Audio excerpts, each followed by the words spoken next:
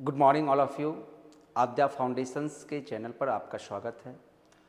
आज जो हमारा टॉपिक है क्लास 10th का print culture and the modern world, आज हम इसी टॉपिक को पढ़ने वाले हैं।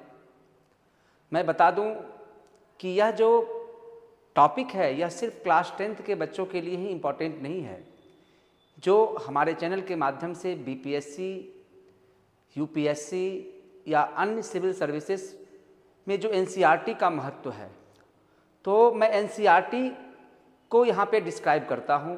तो सभी कंपटीशन की तैयारी करने वाले, प्रतियोगी परीक्षा की जो भी तैयारी करने वाले बच्चे हैं, जो सिविल सर्वेंट बनना चाहते हैं या फिर बीपीएससी टीआरई देना चाहते हैं, जिनका हिस्ट्री पेपर है या फिर जीके जीएस है, तो उन्हें यहाँ से उन्हें काफ़ी मदद मिलेगी। तो उन लोगों के लिए भी काफ़ी महत्वपूर्ण है। तो आप मेरे इस चैनल को सब्सक्राइब करें, शेयर करें, लाइक करें, कमेंट करें और अपनी बातों को बताएं। जो आपने सीखा या आपको जो कमियां दिखी उनकी चर्चा आप ज़रूर कमेंट बॉक्स में करें। तो आज में हम शुरू करने वाले हैं print culture and the modern world. तो सबसे पहले हम इस बात को जानें कि प्रिंट क्या है।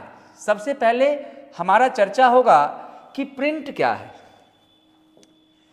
हम प्रिंट किसको कहते हैं? What is print? प्रिंट यानी छपाई। हम अपनी भाषा का, हम अपनी अभिव्यक्ति का, हम अपने विचारों का दो रूपों में प्रकट करते हैं। एक जो हमारा रूप होता है वह होता है ओरल, जिसको हम बोलते हैं, आप सुनते हैं, आप बोलते हैं, तीसरा सुनता है, उससे चौथा सुनता है और आपकी बातें स्प्रेड होती चली जाती है। तो आपने अपनी अभिव्यक्ति की, अपने विचार को फैलाने का काम किया किस रूप में? ओरली, यानी मौखिक रूप में, बोल करके। दूसरा होता है रिटन, यानी लिखित। व्यक्ति अपने एक्सप्रेशन को लिख करके जब दूसरे के सामने प्रकट करता है, तो जो यह लिखित रूप था, यह लिखित रूप में जो है लोगों के विचार दूर दूर तक फैले, ज्यादा से ज्यादा व्यक्ति आपके विचारों को जान पाए, सुन पाए। तो इसके लिए एक तकनीक आया, एक टेक्नोलॉजी आया, जो लोगों के जीवन को, लोगों के रहन सहन को बिल्कुल बदल दिया। उनके दैनिक जीवन में इस तरह से प्रवेश कर गया कि अब उसके बिना जीना मुश्किल सा हो गया। आज आप देख रहे हैं जो कम्युनिकेशन का जो टेक्नोलॉजी है, जो हम लोग कम्युनिकेट कर रहे हैं, अपनी विचारों को जो है हम स्प्रेड कर रहे हैं, वह जो है नेट के द्वारा नहीं। तो यह जो सॉफ्टवेयर क्रांति आया है, ये सॉफ्टवेयर क्रांति ने जो है लोगों को काफी नजदीक ला दिया। तो यहां तक पहुंचने में जो सबसे पहला टेक्नोलॉजी है वह टेक्नोलॉजी है प्रिंट टेक्नोलॉजी, यानी आपकी बातों को ज्यादा एरिया देना, ज्यादा दायरा देना, और वह जो देने का जो तरीका होगा वह काफी आसान होगा, काफी सस्ता होगा, काफी बेहतर होगा। तो वो क्या होंगे? लोगों के जीवन से जुड़ते चले जाएंगे, उनके दैनिक जीवन में प्रवेश कर जाएंगे। इस वजह से वह क्या हो जाएगा? कल्चर हो जाएगा, संस्कृति हो जाएगी। यानी प्रिंट ने लोगों के जीवन के रहन सहन को ही, उनके स्टैंडर्ड ऑफ लिविंग को बदल दिया। और आज की दुनिया, जो आज का मॉडर्न वर्ल्ड है, जो हम लोग एक दूसरे के क्लोज हो गए हैं कम्युनिकेशन में, आइडियाज को लेकर के, ट्रेड को लेकर के, कॉमर्स को लेकर के, तो इन सब में इसकी यानी इसका योगदान है आज के वर्ल्ड को मॉडर्न बनाने में। इसीलिए यह चैप्टर अति महत्वपूर्ण है, print culture and the modern world. बात आई समझ में? तो हम लोग देखते हैं कि इसकी शुरुआत कहां से होती है। आज जो आप न्यूज़पेपर देखते हैं, आप एनसीईआरटी टेक्स्ट बुक देखते हैं, और भी आपके जो कॉम्पिटिटिव एग्जाम के बुक्स हैं, आपके इंटरटेनमेंट के बुक्स हैं, तो इस तरह की जो किताबें हैं जो आपको ज्ञान देने का काम करती है, ये किताबों की छपाई कहाँ से प्रारंभ हुई, इसका क्या इतिहास रहा है, उन्हीं बातों की चर्चा हम लोग करने वाले हैं और बेहतर तरीके से हम लोग समझ पाएंगे। तो हम देखेंगे कि the invention of printing that ideas started to travel faster. तो मैंने आपको क्या बताया, ट्रेवल फास्टर। आज का कम्युनिकेशन लेवल क्या है, काफी तेज हो गया। यहां बैठे हम अमेरिका में रह रहे लोगों से बात कर सकते हैं, वहां जो अभी की जो कुछ घटनाएं होंगी तुरंत इंस्टेंट हमें मिल जाएंगी। ये जानकारियां यह कितना फास्ट हो गया है, यह फास्ट हुआ है तकनीकों की वजह से। तो यह तकनीकों की शुरुआत, यह जो फास्ट होने का जो बिगिनिंग पॉइंट था, वह पॉइंट क्या है, प्रिंट है, यानी प्रिंटिंग टेक्नोलॉजी है। ठीक है, तो इसके अंतर्गत हम देखते हैं books, newspapers, historical documents, autobiographies. Autobiographies मतलब होता है कि जो सेल्फ जो है अपने बारे में जो लिखता हो, जो स्वयं अपनी चर्चा करता हो, अपनी बातों को बताता हो, तो उसी को हम क्या कहते हैं, ऑटोबायोग्राफीज। आपके बारे में कोई दूसरा व्यक्ति चर्चा करता हो, आपके बारे में कोई दूसरा व्यक्ति बतलाने का काम करता है, तो उसे कहा जाता है बायोग्राफीज। ऑटो मतलब होता है सेल्फ, स्वयं।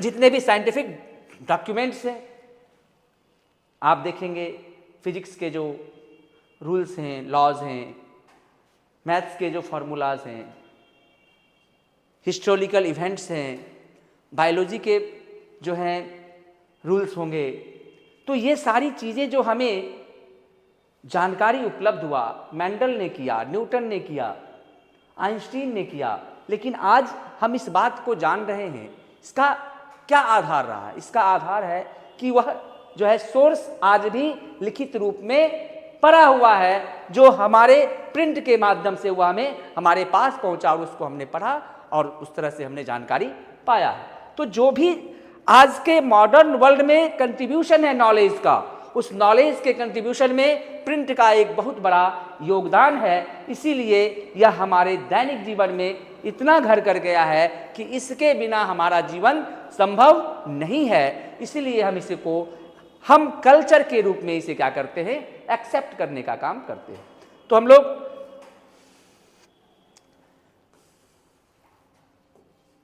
तो आप देखेंगे कि इसकी शुरुआत कहां से होती है। हमने अभी प्रिंट के बारे में पढ़ा कि प्रिंट कल्चर कैसे बना, क्यों हम प्रिंट को कल्चर कहते हैं और आज के मॉडर्न वर्ल्ड में इसका क्या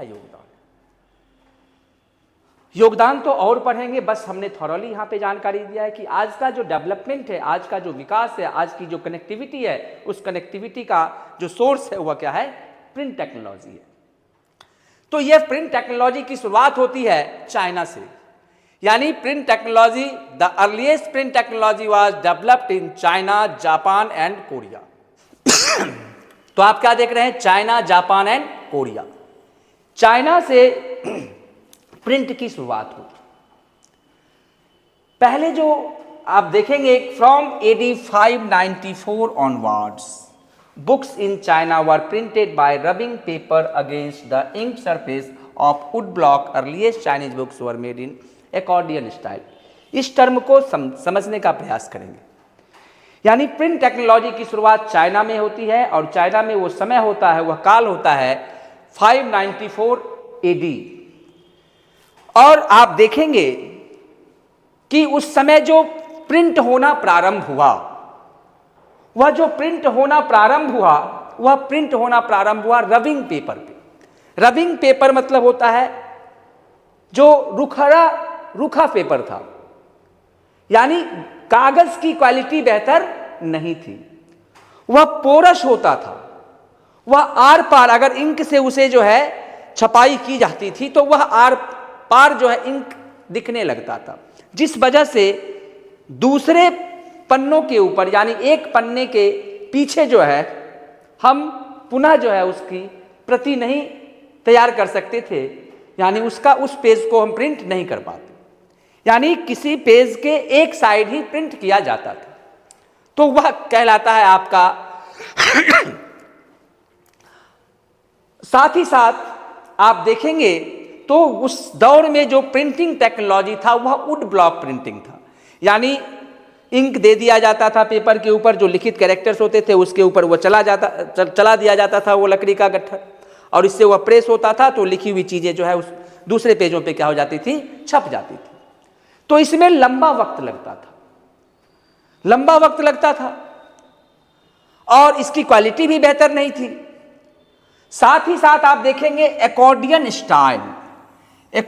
स्टाइल का मतलब होता है, आप देखेंगे कि आप आज के डेट में आप मैरिज कार्ड देखिएगा, खैर आप अब तो काफ़ी टेक्नोलॉजिकली डेवलप हो गया है कार्ड, तो पहले जो कार्ड देखेंगे तो वो जो ऐसे एक पेज मुड़ा रहता है, फिर जो है वहाँ पे जो है फिर मोड़ देते हैं और उसको खोलेंगे तो 2-3 मतलब इस ढंग से, और एक तरफ क्या होता है जैसे आप देखिएगा ये गैप है, यानी ये पेज मुड़ा हुआ है, फिर जो है ये मुड़ा हुआ है, यानी एक ही पेज पे जो लिखा हुआ है दूसरे पेज पे नहीं लिखा हुआ, और यह मोड़ करके जो है और एक जगह इसमें जो है उसको स्टिच कर दिया जाता था कोने के ऊपर ताकि वह अलग ना हो, और इसी स्टाइल को क्या कहा जाता था, एकॉर्डियन स्टाइल कहा जाता था। तो इस तरह के स्टाइल की किताबें छपती थी। तो उस दौर में जो छपती थी तो वो किताबें जो है इस टाइम टेकिंग था, तो यह जो है ऑर्डिनरी पीपल से काफ़ी दूर था, ऑर्डिनरी पीपल जो है इसे यूज़ नहीं कर पाते, काफ़ी महंगा भी होता था लेकिन वह जो है लोगों तक पहुंच बना पाया। आगे हम आपको मैन्यूस्क्रिप्ट के बारे में बात बताएंगे, तो मैन्यूस्क्रिप्ट और जो है ये प्रिंटेड टेक्नोलॉजी की जब चर्चा करेंगे तो उस कॉन्सेप्ट को हम समझाने का प्रयास करेंगे। तो इस तरह से किताबें ज़्यादा से ज़्यादा चाइना के अंदर वुड ब्लॉक प्रिंटिंग के तहत जो है एकॉर्डियन स्टाइल में छपना शुरू होता है। उस समय चाइना के अंदर इंपेरियल गवर्नमेंट था, चाइना के ऊपर जापान, चाइना के ऊपर जो है यूरोपियन कंट्रीज जो है अपना कॉलोनी बना रखा था, तो उसे गुड गवर्नेंस के लिए, बेहतर एडमिनिस्ट्रेटिव सिस्टम को डेवलप करने के लिए उसे सिविल सर्वेंट चाहिए था। तो सिविल सर्विसेज के एग्जामिनेशन की तैयारी के लिए भी किताबें छपनी शुरू हो जाती है। तो इससे बच्चों के बीच, क्योंकि सिविल सर्विस जो है वह रॉयल चीज है, उससे बड़ी कोई चीज ही नहीं है। इंडिया के अंदर भी आप देखेंगे सबसे बड़ा जॉब अगर कोई है तो वह सिविल सर्विसेज का जॉब है। तो जो सिविल सर्विसेज को पास करने वाले, जो सिविल सर्वेंट बनना चाहते थे, जो एस्पिरेंट थे उस दौर में, जो यूथ, उन लोगों के लिए यह एक बड़ा आकर्षण का केंद्र बना, काफी महत्वपूर्ण उपयोगी चीजें साबित हुई, और इस तरह से जो है एक नया रीडर, एक सोसाइटी के अंदर जो है एक न्यू रीडर का क्या होता है, ऑरिजिन होता है, उत्पत्ति होती है। और इस तरह से जो है सिविल सर्वेंट्स के बच्चों ने किताबों का अधिक से अधिक उपयोग करना शुरू कर देते हैं। साथ ही साथ चाइना के अंदर अर्बन कल्चर डेवलप होता है। तो अर्बन कल्चर का मतलब होता है कि जहां पे ट्रेड हो, जहां पे क्या हो, ट्रेड हो। अर्बन कल्चर का क्या मतलब होता है कि जहां पे ट्रेड हो, जहां पे कॉमर्स हो, जहां पे एडमिनिस्ट्रेशन हो।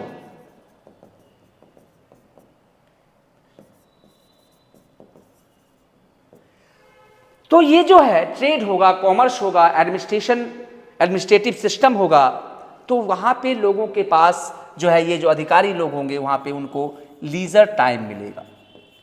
साथ ही साथ इनके ट्रेड के रिगार्डिंग, कॉमर्स के रिगार्डिंग उन्हें जो है नई चीज़ों को सीखने का जो है अवसर प्राप्त होगा। वो नई चीज़ सीखना चाहेंगे, तो इनके डिमांड्स के अकॉर्डिंग राइटर्स ने किताबें लिखनी शुरू कर दी, डॉक्यूमेंट्स बनाना शुरू कर दिया, और इस तरह से इन लोगों को फायदा हुआ। तो आप क्या देख रहे हैं कि चाइना के अंदर रीडर्स कैसे जो है बढ़ते चले जा रहे हैं, कैसे जो है प्रिंट टेक्नोलॉजी लोगों तक पहुंच रहा है। तो आपने क्या देखा कि सिविल सर्वेंट सोसाइटी के अंदर एक नया वर्ग आता है जो प्रिंट टेक्निक्स से वह बेनिफिशियरी होता है, और उसको वह जो है ज़्यादा से ज़्यादा एक्सेप्ट करने के लिए तैयार रहता है। दूसरा, ट्रेड और कॉमर्स, ट्रेडर्स आते हैं, बिजनेसमैन आते हैं, जो ऑफिसर्स होते हैं, जो ऑफिशियल्स होते हैं वो आते हैं, और बहुत से ऐसे लोग होते हैं जिनको लीजर टाइम मिला रहता है, जैसे महिलाएं, घर की महिलाएं, जो अमीर वर्ग की महिलाएं थी, तो वो जो है वो पढ़ना शुरू करती है। न्यूज़पेपर के रूप में जो है घरों पे लोग जो है नई नई जानकारियों लेने के लिए, अपने सोसाइटी के जो है न्यूज़ को जानने के लिए, तो इस तरह से जो है लोगों के अंदर पढ़ने की जागरूकता बढ़ना शुरू हो जाता है। तो महिलाएं जो वेल्दियर फैमिली की थी, वह पढ़ करके जानकार हो जाती हैं, वह इलिटरेट हो जाती हैं, वह सोसाइटी के अंदर, अपने समाज के अंदर जो है जो चीज़ों को वह अनुभव करती है उसके बारे में वह लिख करके अपने एक्सप्रेशन को बताने लग जाती है। तो इस तरह से नए नए मैटर के ऊपर, नए नए सिचुएशंस के ऊपर सोसाइटी के अंदर नए नए क्लास के लिए जो है अच्छे अच्छे मैटर्स लोगों तक पहुंचना शुरू हो जाता है। और इस तरह से जो है प्रिंट जो है अब आम लोगों के बीच चला जाता है। आपने पीछे जो पढ़ा, रिवॉल्यूशन पढ़ा, नेशनलिज्म पढ़ा, तो इस नेशनलिज्म और रिवॉल्यूशन को लाने में भी जो है प्रिंट का एक अहम योगदान है। ये रिवॉल्यूशनरीज के जो आइडियाज स्प्रेड हुए वह प्रिंट के माध्यम से जो है काफी तेजी से ये स्प्रेड हुआ। तो इस तरह से आप देखेंगे कि by the 17th century as urban culture bloomed in China, the use of print diversified. तो यूजेस ऑफ प्रिंट डाइवर्सिफाइड का क्या मतलब है? यानी अब जो है ट्रेड में जो है प्रिंट का यूज किया जाने लगा, कॉमर्स में यूज किया जाने लगा, ब्यूरोक्रेसी को चलाने के लिए यूज किया जाने लगा, जो है वुमेन अपने घर को चलाने के लिए जो है यूज करने लग गई। तो इस तरह से जो है सोसाइटी के अंदर अवेयरनेस लाने के लिए जो है प्रिंट कल्चर का यूज किया जाना शुरू कर दिया गया। तो ये जो है आपका क्या है, print uses diversified. Merchants use printed materials in their everyday life. Rich women begin to read and many women begin publishing their poetry, quotations and plays. इस तरह से जो है कई महिलाएं जो है, आपको हमने बताया कि पढ़ करके जो है इंटेलेक्चुअल हो जाती है, वह सोसाइटी के बारे में, जो है आर्ट के बारे में, या फिर जो है ब्यूटिशियन के बारे में, फैमिली को किस तरह से मैनेज करना है उसके बारे में, वो सारी चीज़ों को लिखना क्या कर देती है, शुरू कर देती है। तो इस तरह से जो है हैंड प्रिंटिंग चाइना के अंदर फैला, और चाइना के बाद जाता है जापान, जापान कोरिया, और इस तरह से यूरोपियन कंट्री, वेस्टर्न कंट्री की ओर पहुंचता है। जब चाइना के अंदर डिमांड बढ़ते हैं तो तब तक जो है वेस्टर्न प्रिंटिंग टेक्नोलॉजी डेवलप होता है। यानी ये अभी मैनुअल प्रिंटिंग है, ये हैंड प्रिंटिंग है। चाइना हैंड प्रिंटिंग में जो है वह आगे निकलता है, सबसे पहले चाइना में प्रारंभ होता है। लेकिन मैकेनिकल प्रिंटिंग की बात हम करेंगे तो मैकेनिकल प्रिंटिंग जो है वह यूरोपियन कंट्री का देन है, यूरोपियन कंट्री में डेवलप होता है, और इसकी चर्चा हम आगे पढ़ेंगे जब हम गुटेनबर्ग की चर्चा करेंगे। तो इस तरह से तब यह क्या करता है कि चाइना जो है यूरोपियन कंट्री से, वेस्टर्न कंट्रीज से जो है उस प्रिंट टेक्नोलॉजी को लाता है और अपने यहाँ जो है वह डेवलप करने का काम करता है। और इस तरह से संघाई जो है चाइना का एक जो है सिटी है संघाई, और संघाई क्या है, hub of the new print culture. New print culture का मतलब यही है कि संघाई जो है यानी वेस्टर्न टेक्नोलॉजी को एक्सेस किया, वो वहां को चाइना में ला करके डेवलप करने का काम शुरू किया। और इस तरह से जो है डिफरेंट वेराइटीज आप देखते हैं, हर चीजों के बारे में जो है किताबें चाइना में मिलना क्या हो जाता है, प्रारंभ हो जाता है। तो किस तरह से प्रिंट टेक्नोलॉजी की शुरुआत होती है चाइना के अंदर से, चाइना जो है अपने को शिफ्ट करता है हैंड प्रिंटिंग से मैकेनिकल प्रिंटिंग की ओर, और संघाई जो है एक हब बन जाता है न्यू प्रिंट कल्चर का। और इस तरह से आपने जो है पढ़ा, और आगे हम लोग पढ़ने वाले हैं जापान के बारे में, यानी प्रिंट इन जापान। तो प्रिंट इन जापान की चर्चा हम करेंगे। तो आप देख, एक चीज इसको नोट कीजिएगा, कैलीग्राफी, कैलीग्राफी की चर्चा हम आगे भी करेंगे, लेकिन आप यहां देख लीजिए कि जो है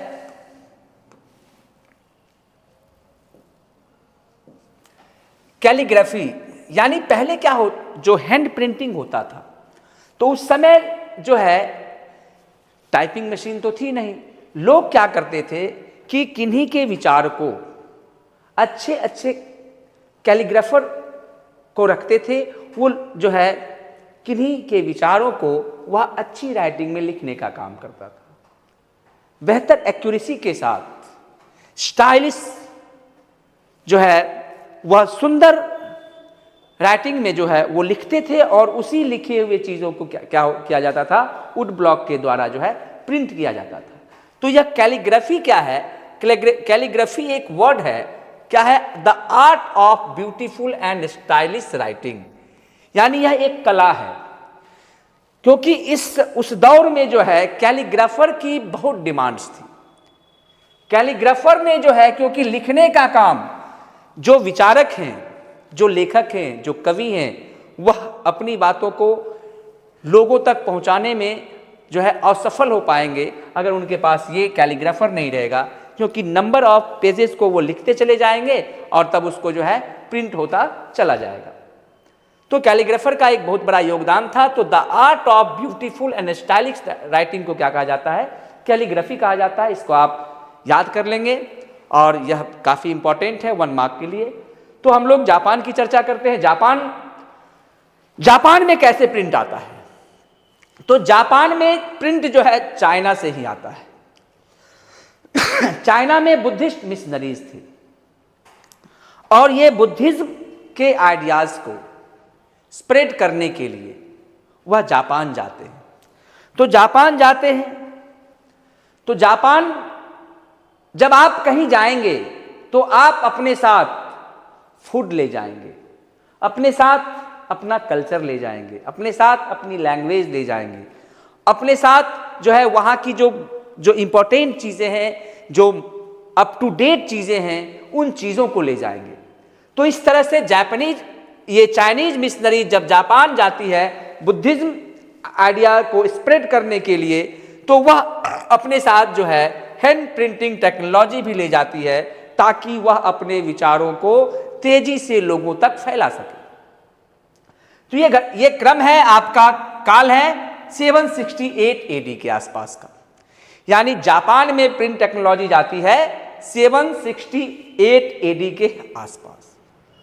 अब बताइए 594 एडी में चाइना में क्या होता है? प्रिंट टेक्नोलॉजी डेवलप्ड होता है और इतना समय लगता है उसे जापान जाने तक। और जापान जब बुद्धिस्ट मिशनरी जाती है तो वहां जो पहली किताब छापती है वो बुद्धिज्म का बुक है, जिसका नाम है डायमंड सूत्रा। काफी इंपॉर्टेंट क्वेश्चन। वो किताब छापते हैं डायमंड सूत्रा, और इसे जो है वर्ल्ड का सबसे पुरानी किताबें मानी जाती है, यानी regarded as the world's oldest printed book. It was dated May 11, 868 AD. आपको ज्यादा परेशान नहीं होना है, यहाँ 768 है, यानी जापान प्रिंट टेक्नोलॉजी आया और पहली किताब छपी 868 एडी, यानी 100 साल बाद। अब देखेंगे तो यहां भी जो है लोगों के अंदर जागरूकता आती है, लोग पढ़ना शुरू करते हैं। यहां भी जो है सोसाइटी के अंदर डिफरेंट क्लास हैं, वर्ग हैं, और इस तरह से जब ये सुविधाएं आई तो नई चीजें, नई सुविधाएं लोगों को क्या किया? काफी आकर्षित करने का काम किया। तो वहां पे एक जो शहर जो है ईडो, उस दौर का, आज का जो टोक्यो है जापान का जो कैपिटल सिटी है, उसका पुराना नाम ईडो था। वहां पे अर्बन कल्चर फ्लोरिश होता है। तो अर्बन कल्चर को हमने लास्ट टॉपिक में समझा दिया है, जब हम चाइना के अर्बन कल्चर को समझा। तो वहां भी जो है इसका जो है जापान के अंदर अर्बन कल्चर के कारण जो है इसकी डिमांड्स यानी प्रिंटेड मटेरियल्स की डिमांड्स लोगों के बीच बढ़ना शुरू हो जाता है। कई पोएट्स, प्रोज राइटर्स उभर करके आते हैं। उन्होंने जो है अपनी नई नई कविताएं, नई नई कहानियां, नए नए ऐतिहासिक जो है कहानियां, अपने विचार लिखने शुरू करते हैं और इस तरह से यह जो है कॉमन पीपल के बीच जो है उनके विचार जो क्या होते हैं, इस प्रिंट टेक्नोलॉजी के माध्यम से क्या होते हैं, स्प्रेड होते चले जाते हैं। वही कहता है, poets and prose writers were regularly published and books were cheap and abundant. अब ज्यादा से ज्यादा लिखने वाले हो गए, लिखी हुई चीजों को प्रिंट करना आसान हो गया, तो सप्लाई ज्यादा हो गए, तो डिमांड्स क्या हो जाएंगे, सप्लाई ज्यादा हो गए या तो प्राइस क्या हो जाएंगे, कम हो जाएंगे। तो इस तरह से जो है लोगों को अब सस्ती किताबें मिलनी शुरू हो गई। तो सस्ते चीज और बेहतर चीज पढ़ने से में उन्हें आनंद आना शुरू हो गया। नए नए चीजों को जानना सीख लिया। जो वो कार्य करते थे, जो वो पेशा करते थे, उस पेशा के प्रोग्रेस में उसका एक अहम योगदान होने लग गया। इसके लिए जो है वह पढ़ने के प्रति लोग क्या होते चले गए, जागरूक होते चले गए।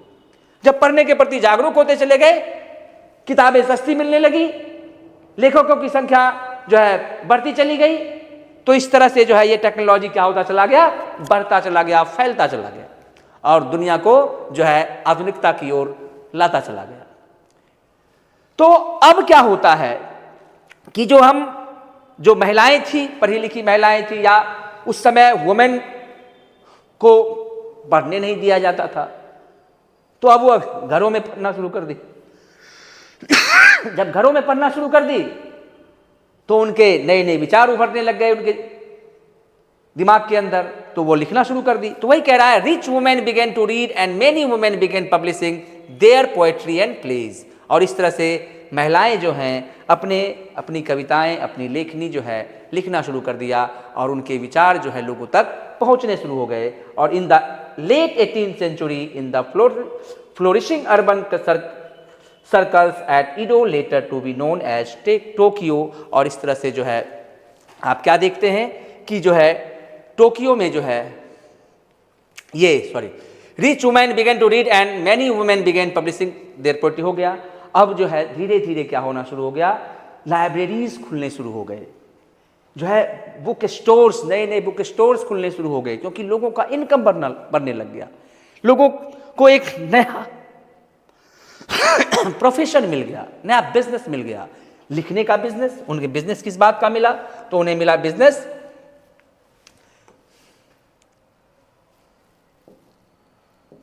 उन्हें जो है टू राइट, लिखने के लिए बिजनेस मिला, यानी कैलीग्राफर की डिमांड बढ़ गई।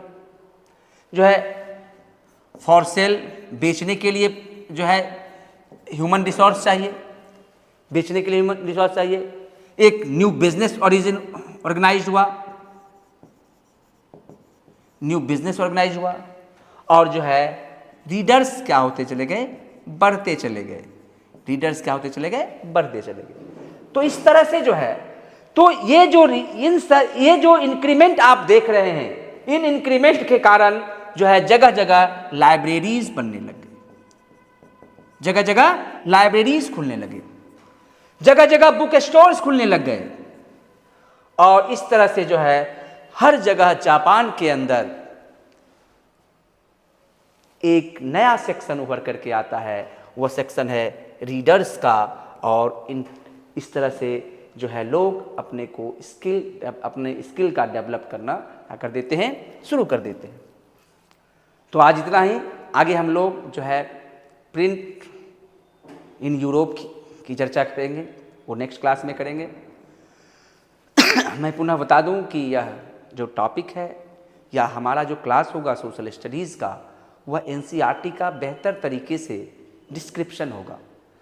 तो जो भी छात्र एनसीईआरटी को पढ़ना चाहते हैं बेहतर तरीके से, एनसीईआरटी को समझना चाहते हैं बेहतर तरीके से, तो आप हमारे क्लास को ज़रूर अवश्य देखें। यह आपके लिए अति महत्वपूर्ण होगा। मैंने बेहतर तरीके से एनसीईआरटी का जो है वर्णन करने का प्रयास किया हूँ और आप लोगों के लिए जो है अति महत्वपूर्ण है और इसे खुद देखें और दोस्तों के बीच भी साझा करें।